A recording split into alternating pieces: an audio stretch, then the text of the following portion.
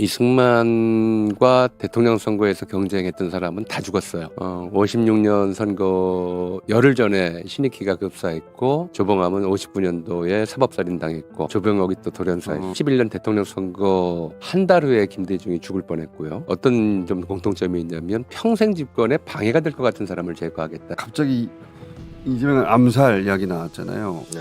이거 역사적으로 우리 주요 정치인들의 암살 시도와 성공 사례가 있잖아요. 많죠. 근데 우리가 좀 이권에 대해서는 인간의 상식과 양심으로 이해할 수 없는 영역이니까 인간 이하의 상식과 양심을 이해하기가 쉽지 않아요. 과거를 좀 보면 이승만과 대통령 선거에서 경쟁했던 사람은 다 죽었어요. 아 그러네. 56년 선거 열흘 전에 신익희가 급사했고 그래서 그때 이제 30득표했던 신익희 없이 나와서 조봉암은 59년도에 사법살인 당했고 그리고 60년 선거 3.15 부정선거 딱 한 달 전에는 조병옥이 또 돌연사했어요. 그러네. 그리고 박정희 때는 뭐 잘 아시다시피 71년 대통령 선거 한 달 후에 김대중이 죽을 뻔했고요. 72년 유신 선포 1년 후에는 또 납치당해서 죽을 뻔했죠. 현해탄에서 빠져 죽을 뻔했어.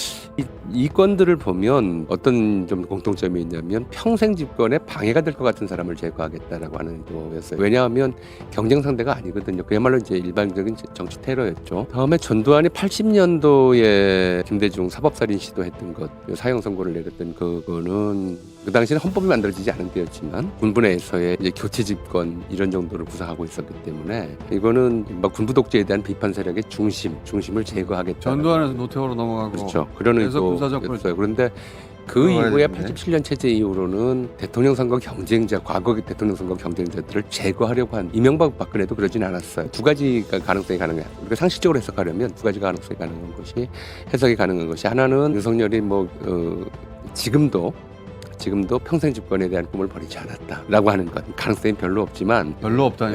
아예 없죠. 예, 교수님 별로 없으면 조금 있는 거 아닙니까? 아예 없다고 봤으면 참 좋겠는데 현재가 저러고 있으니까 우리가 아예 없다고 이제 단정적으로 얘기하기는 어려울 것 같고요. 아예 없습니다. 좋습니다. 아예 없습니다. 우리 공장장 얘기에 힘을 얻고요. 그래서 그런 가능성이 하나 있고요. 두 번째로는 이른바 반윤석열 세력 진영의 구심점을 제거하겠다고 하는 그런 좀 정치적 의도가 있을 수 있어요. 세 번째라면 어떤 거냐면 이런 건 조금 그래요. 다음에 이제 윤석열이 지금 생각할 수 있는 합리적인 대안, 가장 합리적인 대안은 다음 선거에서 국민의힘이 당선이 돼서 자기를 사면 복권하는 거. 이게 이제 마지막 남은 합리적인 대안이라고 볼 수 있다면 역시 이제 야당의 대표적인 대선 주자를 제거하는 것이 하나의 방법이 될 수는 있는데 그거라면 좀 시간이 이른 것 같아요. 적어도 선거 한 달 전 대체 후보를 내세울 수 없을 때쯤 그런 걸 하는 것이 자기들한테는 그때는 경우가 엄청 올라가니까. 근데 이런 것이 그나마 상식적으로 생각할 수 있는 악당들의 사고방식에 대한 상식적인 접근이라면 그것이 아닐 수도 있다는 생각이 좀 들어요. 왜냐하면 상식을 넘어서는 사람들이기 때문에 노상원 수첩에 보면은 조국 일가 수구까지 들어가 있잖아요. 이 감옥에 있는 사람까지도. 이런 걸 보면 이 사람들이 이재명이나 조국이나 김어준은 좀 그 스피커 크기가 좀 달라서 그런 것일 수 있겠지만 이런 사람들에 대해서는 어떤 좀 정치적이고 나름대로의 이제 정치 공학적인 접근보다는 주술적인 접근도 있을 수 있다. 주술? 이런 사람들이 있어서 내가 안 된다고 생각하기 때문에 제거해야 되겠다고 하는 초조감들이 있어서 아직까지도 707 히드 이런 집단을 동원하려고 하는 그런 생각이 있는 것 아닌가. 지금 나오는 제보를 보면은 어쨌든 지금 암살 시도 제보가 들어왔을 때 이 제보의 주역들이 그 사람들이었잖아요. 노상원 수첩에 기록된 그런 사람들이었기 때문에 이 사람들이 사라져야 내가 잘 풀린다라고 하는 어떤 그런 식의 주술적 의도도 좀 의심해 볼 필요가 있다. 김태우 소장님은 괜찮았어요.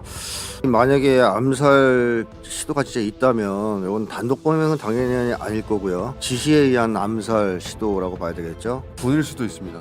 네? 돈일 수도 있어요. 그게 지시죠 뭐. 어쨌든 돈 주고. 고용해서 그러니까 배우가 있다는 얘기입니다. 이런 걸 전제로 말씀드리면 그 현재 이 윤석열 김건희를 비롯해서 극우 세력들이 암살이나 테러와 같은 극단적 방법을 동원하지 않는 한 이재명 대표의 대통령 당선을 막을 길이 없다. 이런 이제 절망감을 느끼고 있다고 봅니다. 할 수 있는 거 다 해봤는데 도저히 안 되니까 이제는 방법이 없지 않냐. 극단적인 방법을 쓸 수밖에 없지 않냐. 이렇게 이제 믿고 있다는 거고요. 그래서 지시한 사람이 누군지 모르지만 이제 그 사람도 현재의 시국을 윤석열은 탄핵될 거고 대선이 벌어지면 이재명 대표가 당선될 가능성이 매우 높다고 보고 있다는 하나의 이제 증거이기도 합니다. 또 하나 이 암살 계획은 단순한 저는 한 개인 야당 대표에 대한 암살 계획이 아니라 제2의 내란과 결부되어 있을 가능성이 높다고 보거든요. 사실 이재명 대표 한 명 암살한다고 해서 윤석열 일당이 다시 영구집권에 성공한다든가 하기는 쉽지 않거든요. 그래서 입에 올리기는 좀 어렵지만 만약 암살에 성공한다면 민주진영은 혼란에 빠지고 뭐 크게 위축될 수가 있는데요. 그걸 빌미로 계엄을 다시 선포한다든가 또는 암살을 계기로 국민항쟁이 폭발할 수도 있는데 그럴 경우에는 이제 사회 혼란을 빌미로 계엄을 선포한다든가 계엄을 하기 위한 그렇죠. 신호탄이다.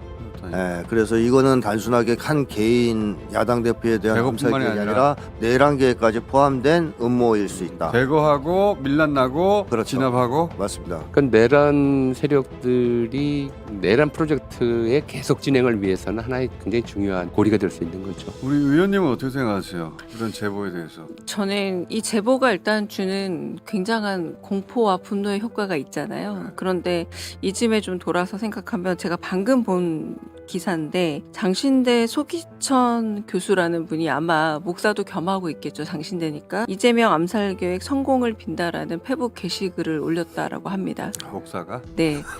아마 목사일 것 같아요. 이런 글이 왜 올라오느냐. 1년 전 정도만 생각해 봐도 3.1절에 일장기를 단다거나 친일에 대한 이야기를 오히려 그 장관이 된다거나 인사에 중요한 인사청문회 자리에 나와서 그런 걸 오히려 커밍아웃을 한다거나 내지는 광주민주화운동을 왜곡하고 폄하할수록 더 좋은 자리, 더 높은 자리 이들이 윤석열과 김건희가 매우 잘하는 게 황금성 거래는 안 하지만 매관매직을 참 잘하거든요. 근데 이번에 이 석방되고 걸어 나오는 시그널이 조금은 미련하게 윤석열이 되돌아올 것이라는 환상에 빠져있는 사람들에게 그런 비어있는 몇몇 공석에 내가 들어갈 수 있겠구나라는 환상을 줄 수 있다라는 건데 문제는 이건 좀 우리가 단단히 짚고 넘어가야 됩니다. 이 시그널이 친일, 광주민주화운동 왜곡 폄훼 정도가 아니라 일종의 이재명 대표에 대한 암살 계획을 밝히는 사람들에게 뭔가 주어지겠구나라는 잘못된 시그널이 가고 있다는 거죠. 보상이 주어질 것이다 오히려. 맞습니다. 네. 그래서 지금 우리가 몇몇 목사들이 이재명 대표에 대해서 험한 말을 할 때 그냥 미친 소리다 정도로 넘어가서는 안 되는 문제예요. 왜냐하면 이거는 굉장히 사회적으로 시그널 효과가 있기 때문에 그런 거고요. 지금 중국인 혐오의 과정들이 있었어요. 그때 중국인 혐오 과정에서 가장 중요한 건 마치 윤석열 탄핵과 파면을 찬성하는 사람은 중국인 내지 여기에 대해서 합리적인 판단을 내리는 사법부도 중국인이라는 식의 논리로 갔단 말이에요. 갑자기 이들이 생각보다 매우 게릴라 전법으로 일종의 상징표석을 계속 옮겨 다니고 있다는 겁니다. 근데 지금 이 국면에서는 어쩌면 이재명 대표에 대한 이건 아마 저는 대선도 염두에 뒀을 거라 생각해요. 이재명 대표의 지지율이 꺾이지 않고 대려 중도 보수로 넓어지고 있는 상황에 새로운 포스트가 여기다라고 찍고서 문제는 이 미친 시그널이 누군가한테는 상징이 아니라 명령어로 접촉이 될 수 있다는 신의 거예요. 계시로 들릴 수도 있어요. 맞습니다. 그래서 이런 되도 않는 포스팅부터 시작해서 이건 사실 엄밀하게 테러 조작으로 들어가서 단죄를 해야 됩니다. 한 가지만 좀 덧붙일게요. 그런 식의 지금 이야기를 한편에서 하면서 민주당에 대한 테러를 준비하고 있는 쪽은 민주당 내부다라는 얘기들도 좀 같이 퍼뜨리고 있어요.